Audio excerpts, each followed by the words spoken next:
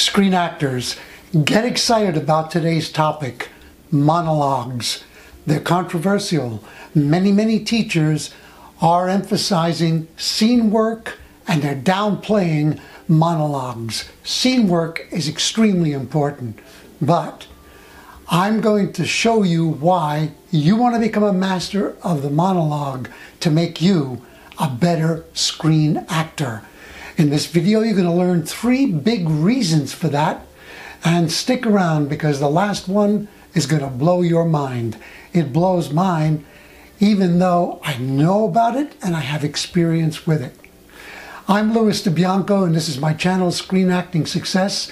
This is where you come each week on Friday to get the tips, the techniques, and the secrets that will help you to become a much better screen actor.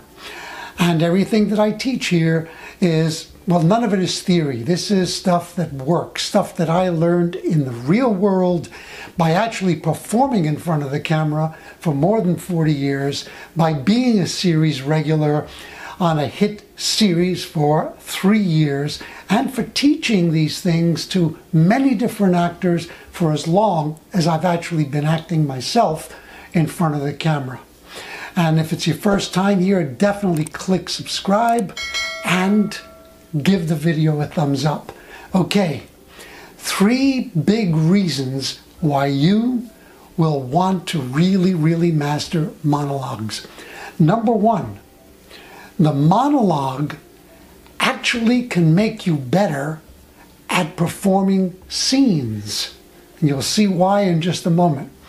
Number 2, when you learn to master the monologue, you will be able to give a great performance with any reader. No reader, no matter what their skill or lack of skill is, will be able to throw you off. And then number 3, this is a biggie. What happens when you're acting with a partner who doesn't really exist? You'll see what I mean in just a moment. Okay, so number 1, how can a monologue make you better at scene work? First of all, look at monologues. Never look at them as speeches. These are not speeches. What they are scenes. They're scenes with partners who are not always physically present with you when you're performing. They might be in a movie. They could be off camera. But let's say, for argument's sake, that the monologue you're performing, you're doing on your own. But I don't want you to treat it as a speech. You're going to treat it as a scene. How do you do that?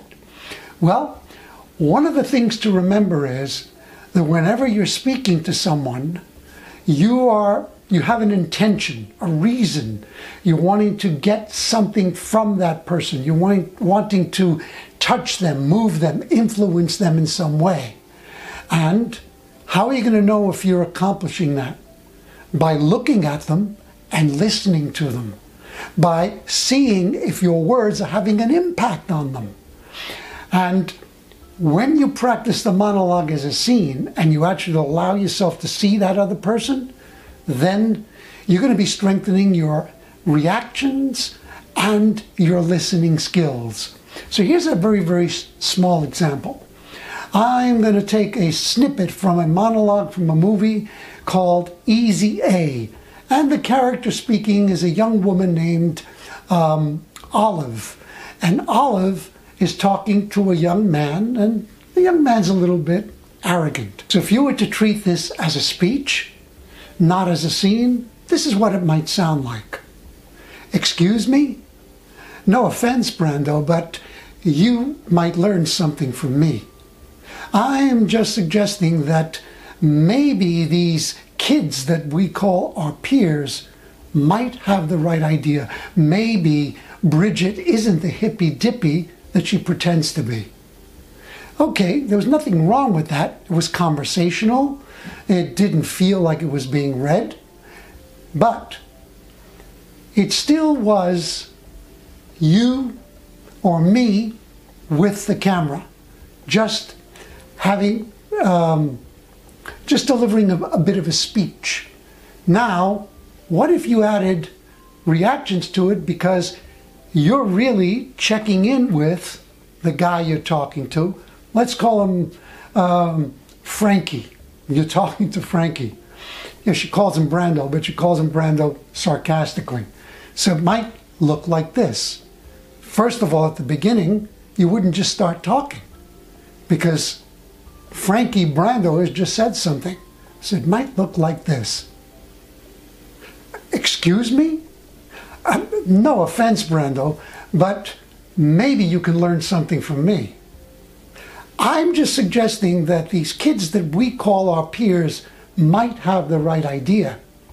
Maybe Bridget isn't the hippy-dippy that she pretends to be. You see the difference? Taking those beats, reacting to him, and speaking to him with my eyes and with my reactions, besides my words, turns it into a scene. And when that happens, your energy is now more outward. And that's exactly what an on-camera performance is about. Because the camera doesn't want you to be inward. It wants you to send your energy out and interact with a person, whether they're there or not. Okay, number 2 reason how a monologue can make you fabulous with absolutely any reader. Look, here's the fact that you're going to learn when you're in this business long enough.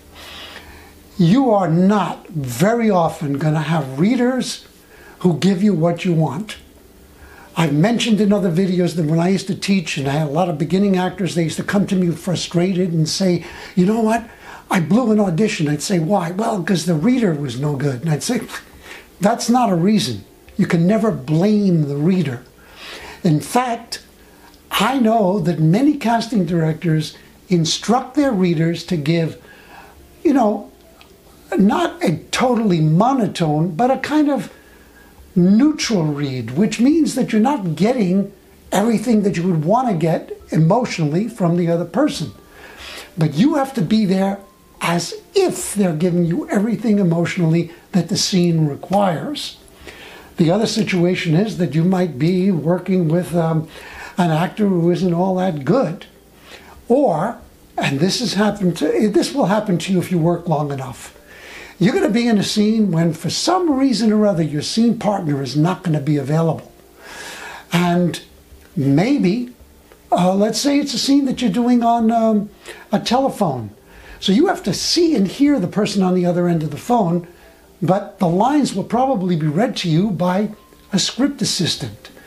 And trust me, most of them will literally just read the lines like they're reading information. They're not there to give you emotion, but you have to respond, react as if they're giving you emotion.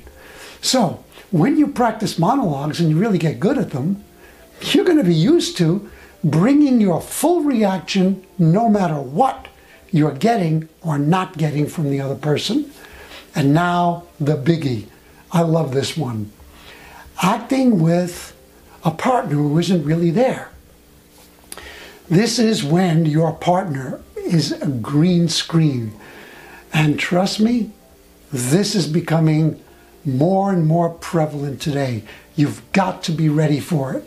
It's really an interesting and exciting challenge for you. But realize, if you've never done it before, that when you're talking to a green screen character, like for instance, if you haven't seen the film, you should rent it, Who Killed Roger Rabbit? Well, Roger Rabbit is Bob Hoskins, who's the lead, is Bob Hoskins' scene partner throughout most of the film. Roger Rabbit is a green screen character. They only put that character in after, in the editing room. But when you watch Bob Hoskins react, wow, he's reacting for real. Now, let's look at a very interesting example of having to react as if there's somebody there. There's a movie called Ted, and the actor is Jessica Barth, I believe. Yes, Jessica Barth. Well, she her scene partner was a teddy bear named Ted. And in the first Ted movie, she had to make out with this teddy bear. She had to get excited about kissing the teddy bear, and when they shot the scene, she was actually kissing thin air. And she had to get directions from the director on where should I put my hands? Should my mouth be open? What do I do with my tongue? And when you see the final performance, you see her and then you see the teddy bear, and you don't have any question at all as to whether or not she's performing with a real person. Now, the challenge got even greater in Ted 2, because in that film, she was married to this teddy bear, and they were having emotional discussions and arguments because they were trying to have a baby. Now she not only had to pretend that that was a real person that she cared about, she had to bring real emotion to it. Now, tell me something. If you didn't learn how to react without a scene partner, could you do that? No. You'd fall flat on your face. Monologues will get you ready for that. They'll make you so centered in any situation at all. I'm going to read to you something that Jessica Barth said. She said, I was awkward. Where should my hands be? Does my mouth need to be open? Do you want to see my tongue? There's nothing there when I'm acting opposite Ted. We can rehearse with a stuffed animal or with an eye line, which is a stick with 2 eyeballs on it, but when it comes time to film, they take that out. Then there's nothing. And this is worth burning into your memory. This is one of the biggest challenges in the acting profession since the advent of talking movies. Actors must constantly summon dramatic performances while looking at scenery and co-stars that aren't there. Directors are routinely placing actors into simulated backgrounds, replacing green or blue screens on the set, and adding digitally animated characters into film scenes. An entirely new vocabulary has arisen. And now here's a picture of Jessica Barth as Tammy Lynn with her boyfriend and then eventually husband, Ted. That should really be an eye-opener for you. Okay, now let's look at another example of that. Another wonderful actress, Bryce Dallas Howard, is in the film Jurassic World. And this is how they describe the challenge that she had.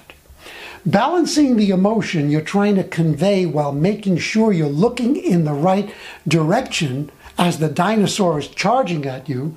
Oh, and the dinosaur is actually a tennis ball. It can get tricky. And here is something that I love. And as a matter of fact, I just did a video which talks about the importance of getting experience in theater. And I will put a link to that at the end of this. So, Miss Howard says, acting with tennis balls instead of dinosaurs or dragons is really not that unusual if you come from a theater school background. I've logged thousands of hours of rolling around the floor pretending to be regret, or acting like I'm walking on the sun, or that I'm a ghost rising from my grave. There's always a thought in the back of your mind that this is weird, but you have to learn to get over it because basically that's show business. And it's certainly the case for show business when it comes to film and TV. So really, really learn that although it looks natural, it is one of the most unnatural experiences in the world to be in, but you can start to get so relaxed when you master all of these different elements of your craft. And the monologue, I can't overemphasize, is a big one. And by the way, you can go online and just put in Google monologues from movies or monologues from TV, and you'll get hundreds of them, like small snippets that you can practice, play back to yourself in front of the camera, and see how your skills are getting better and better and better. Now, a wonderful actor, Jason Clarke. He was in, he was all in the Terminator Genesis, which was the latest in the Terminator series. And he was also in Dawn of the Planet of the Apes. And in that film, his character confronted an army of primates. Here's what he says. "I'm imagining 80 apes there," says Mr. Clarke. His strategy? Well, you have to go much stronger with your conviction. In other words, you've got to start creating your world and the other people in it in your imagination. Remember, they're not always going to be real, and they're not always going to be there. And this is powerful. Some drama schools are adapting, adding green screen training to the curriculum. Actors need to be able to go onto a set and know exactly what to do. There's no time to teach them there, says Penny Templeton, who runs a studio in New York. And here we are in 2021, and our world is becoming more and more digital.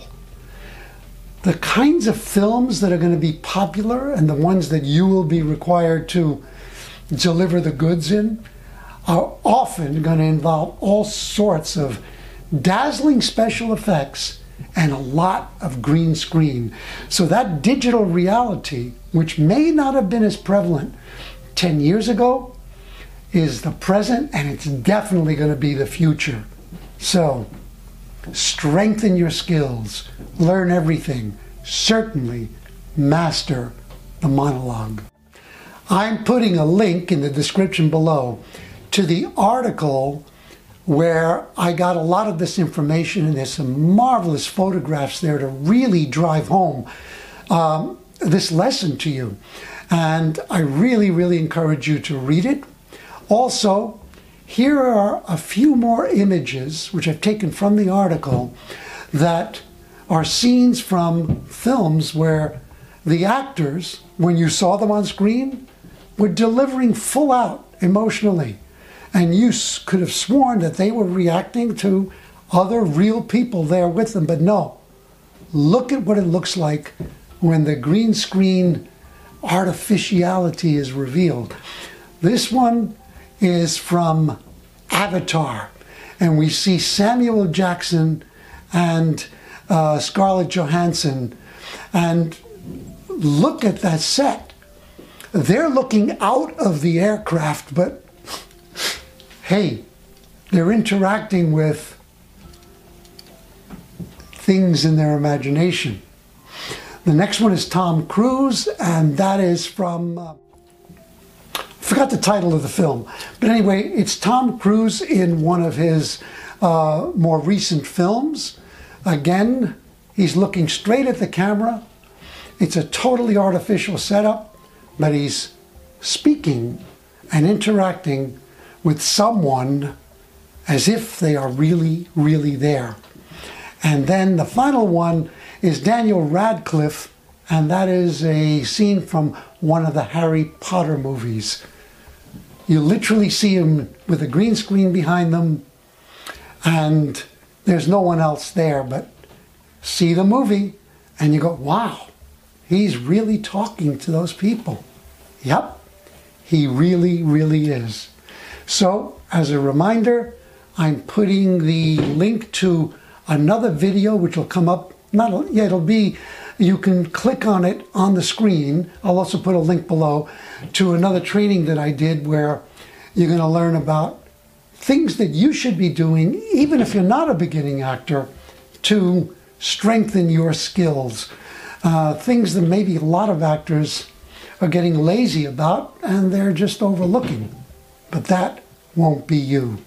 So if you've gotten value from this, definitely leave your comments below. I'd love to know what was the biggest takeaway for you when you discovered the artificiality, when we kind of pulled back the blinds and made you see how artificial that real world actually is. And if you haven't subscribed to the channel already, then definitely do it now and give the video a thumbs up. Another thing that you're going to find in the description below is a link to my latest online course. That's Self-Taping Mastery. Self-taping is here to stay. Again, self-taping is a marvelous way to practice these skills because it's basically you and the camera most of the time, with very little input from others. And go check it out, see everything that I'm offering. If you feel if it's for you, then definitely enroll and we can go on this journey toward your screen success together. If it's not a big deal. And always remember this, never forget that on-camera acting, your performance is never predominantly about the words. Your performance and what will be remembered is what's happening beneath the words and in between the words.